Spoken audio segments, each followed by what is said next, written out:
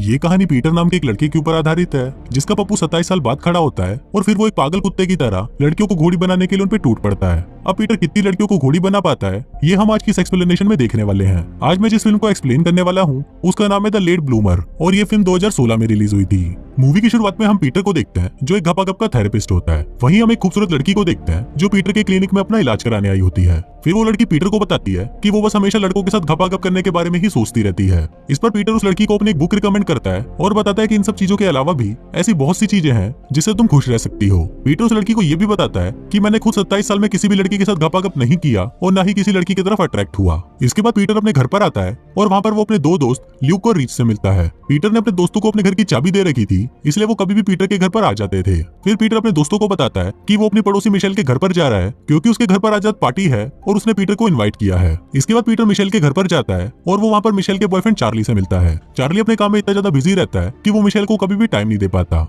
फिर Peter Michel के पास जाता है जो किचन में खाना बना रही होती है। मिशेल पीटर को अपना खाना टेस्ट करवाती है और खाना खाकर पीटर मिशेल को बोलता है कि तुम बहुत अच्छा खाना बनाती हो और तुम्हें अपना रेस्टोरेंट खोलना चाहिए, जिस पर मिशेल भी पीटर की इस बात से एग्री करती है। फिर अगले दिन पीटर अपने पेरेंट्स के घर पर जाता है जहाँ पर पीटर के डैड हर वक्त पीटर को लेकर परेशान रहते हैं। पीटर के डैड बताते हैं कि उन्हें ये पता ही नहीं है कि पीटर क्या है, ना तो उसे लड़कियां पसंद है और ना ही उसे लड़के पसंद है और उसने आज तक किसी के साथ भी घपाघप नहीं किया। इसके बाद पीटर अपने ऑफिस आता है और वहाँ पर पीटर की बॉस उसे बताती है कि उसकी लिखी हुई बुक बेस्ट सेलर हो चुकी है और उसे एक बड़े रेडियो स्टेशन पर इंटरव्यू के लिए भी बुलाया गया है। अब पीटर ये बात सुनकर बहुत खुश हो जाता है और वो ये बात सीधा घर जाकर मिशेल को बताना चाहता है। पीटर जैसे ही घर पहुंचता है तो वो देखता है कि मिशेल के घर के बाहर उसका बॉयफ्रेंड चार्ली खड़ा है और वो पीटर को देखकर बोलता है कि मेरे और मिशेल के बीच में ब्रेकअप हो गया। फिर पीटर मिशेल के पास जाता है और मिशेल पीटर को रोते हुए बताती है कि मैंने चार्ली के साथ ब्रेकअप कर लिया क्योंकि उसके पास मेरे लिए टाइम नहीं था। अब मिशेल को रोता हुआ देखकर पीटर उसको संभालता है और फिर वो उसका मूड अच्छा करने के लिए उससे बातें करने लगता है। अब बातों ही बातों में मिशेल के मन में पीटर के लिए फीलिंग जागने लगती है और वो पीटर के पास आकर उसे किस करना शुरू कर देती है। पर पीटर को ये सब काफी अजीब लगता है और वो मिशेल को बोलता है कि उसके सर में दर्द हो रहा है और ऐसा बोलकर पीटर वहां से चला जाता है। अगली सुबह पीटर के दोस्त उसके पास आते हैं और उसे अपने साथ बास्केटबॉल मैच पर चलने के लिए बोलते हैं। फिर वो सभी बास्केटबॉल मैच खेलने के लिए जाते हैं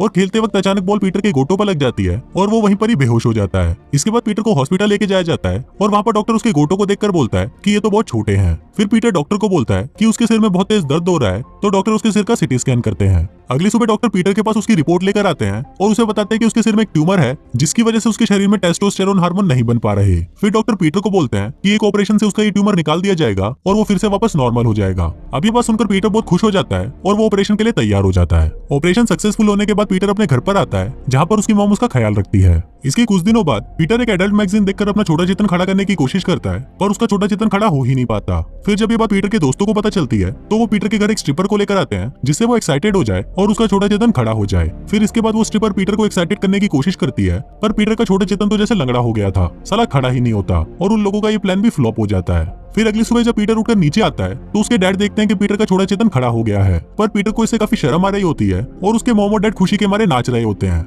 अब इसके बाद से ही पीटर में काफी कॉन्फिडेंस आ जाता है और वो जैसे ही अपने घर पहुंचता है तो वो वहाँ पर अपने दोस्त ल्यूक को देखता है जो किसी लड़की के साथ वहाँ पर घपाघप कर रहा होता है। फिर पीटर जब उन दोनों को साथ में घपाघप करते हुए देखता है तो उसका छोटा चेतन वापस खड़ा हो जाता है। फिर पीटर अपनी हवस को शांत करने के लिए हिलाना शुरू कर देता है। अब पीटर को हिलाने में बहुत मजा आ रहा था और अब बस पीटर दिन रात हिलाता ही रहता है। अब पीटर इतना हिलाता है कि हिलाते हिलाते वो पूरी दुनिया हिला देता है। इसके कुछ दिनों बाद पीटर मिशेल से मिलता है और मिशेल पीटर को बताती है कि वो एक फूड कंपटीशन के लिए दूसरे शहर जा रही है। अब ये बात सुनकर पीटर को बहुत बुरा लगता है पर पीटर उसके सामने ऐसा दिखाता है कि उसे इस बात से कुछ ज्यादा फर्क नहीं पड़ा और वो मिशेल को बाय बोलकर वहां से चला जाता है। अगले दिन पीटर अपने क्लिनिक जाता है और वहाँ पर पेशेंट्स की बातें सुनकर उसका छोटा चेतन फिर से खड़ा होने लगता है। अब पीटर इन सब चीजों से काफी परेशान हो गया था इसलिए वो अपने डॉक्टर के पास जाता है और उसे अपनी सारी बातें बताता है। इस पर डॉक्टर पीटर को बोलता है कि तुम्हारी प्यूबर्टी अभी ही स्टार्ट हुई है तो तुम्हें इन सभी मुश्किलों का सामना करना ही पड़ेगा। इसके अलावा तुम्हें और भी चीजों का सामना करना पड़ सकता है जैसे आवाज का भारी होना और चिड़चिड़ापन, पर तुम्हें इन सब चीजों से परेशान होने की जरूरत नहीं है क्योंकि ये चीजें टाइम के साथ साथ अपने आप ही ठीक हो जाएंगी। फिर उसी रात पीटर मिशेल को फोन करता है और उसे पूछता है कि तुम्हारा कंपटीशन कैसा रहा,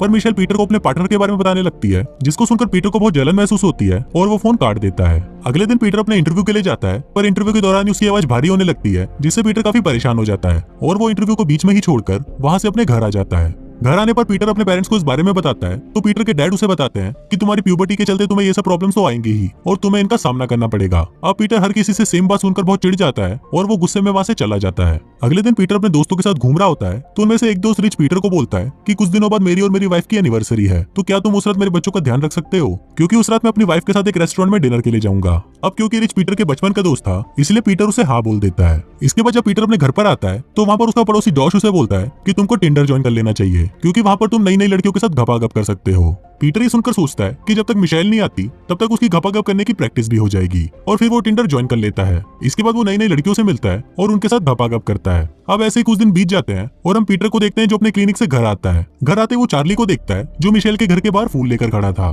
फिर चार्ली पीटर को बताता है कि उसे मिशेल की बहुत याद आ रही थी, इसलिए वो मिशेल से मिलने और उससे माफी मांगने आ गया। पर उस टाइम मिशेल अपने घर पर नहीं होती, तो पीटर चार्ली को बोलता है कि तुम ये फूल मुझे दे दो और मैं ये तुम्हारी तरफ से मिशेल को दे दूंगा। अब चार्ली के पास भी और कोई रास्ता नहीं था, इसलिए वो पीटर को फूल देकर वहां से चला जाता है। थोड़ी देर बाद जब मिशेल घर पर आती है तो पीटर उसे वो फूल देकर बोलता है कि मैं ये तुम्हारे लिए लेकर आया हूँ। फिर पीटर मिशेल को अपने साथ डेट पर चलने के लिए पूछता है और मिशेल उसे हाँ बोल देती है। अब जिस रात पीटर और मिशेल डेट पर जा रहे थे, उसी रात रिच पीटर को फोन करता है और उसको बताता है कि आज हमारी एनिवर्सरी है और आज ही तुम्हें मेरे बच्चों का ध्यान रखने के लिए मेरे घर पर आना था। पर पीटर रिच को बोलता है कि आज मेरी मिशेल के साथ डेट है तो मैं आज नहीं आ पाऊंगा, और ये बोलकर पीटर फोन काट देता है। इसके बाद पीटर मिशेल को लेकर एक बड़े रेस्टोरेंट में जाता है। ये रेस्टोरेंट काफी बड़ा होता है और यहाँ पर टेबल मिलना भी बहुत मुश्किल होता है, पर मिशेल ये सब देखकर काफी इंप्रेस हो जाती है कि पीटर ने यहाँ पर टेबल बुक करी है। इसके बाद वो दोनों बातें कर ही रहे होते हैं कि तभी वहाँ पर अचानक रिच और उसकी वाइफ आ जाते हैं और वो पीटर को बोलते हैं कि ये टेबल तो हमारी है, हमने पहले ही इसका रिजर्वेशन करवा रखा था। पर पीटर ने झूठ बोलकर वो टेबल खुद ले ली। अब जब मिशेल को इस बात का पता चलता है तो वो बहुत नाराज हो जाती है और उठकर वहाँ से जाने लगती है।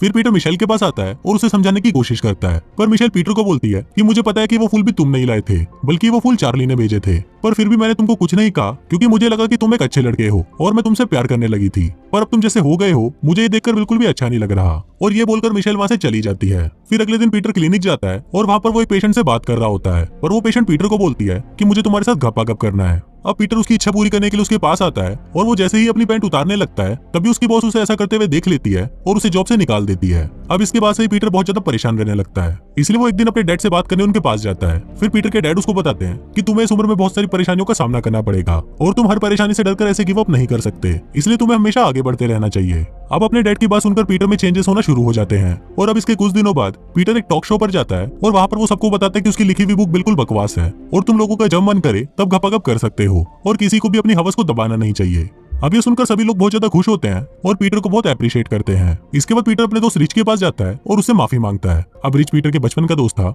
इसलिए वो उसे ज्यादा समय तक नाराज नहीं रह पाता और वो उसे माफ कर देता है। फिर पीटर उनसे पूछता है कि वो मिशेल को कैसे मनाए क्योंकि वो मिशेल से बहुत ज्यादा प्यार करता है। इस पर उसके दोस्त उसे बोलते हैं कि तुम्हें मिशेल के पास जाकर उसे सब कुछ सच बता देना चाहिए। अब अपने दोस्तों की बात सुनकर पीटर मिशेल से मिलने उसके रेस्टोरेंट में जाता है। आज मिशेल के रेस्टोरेंट की ओपनिंग थी और वो सबके लिए खाना बना रही थी।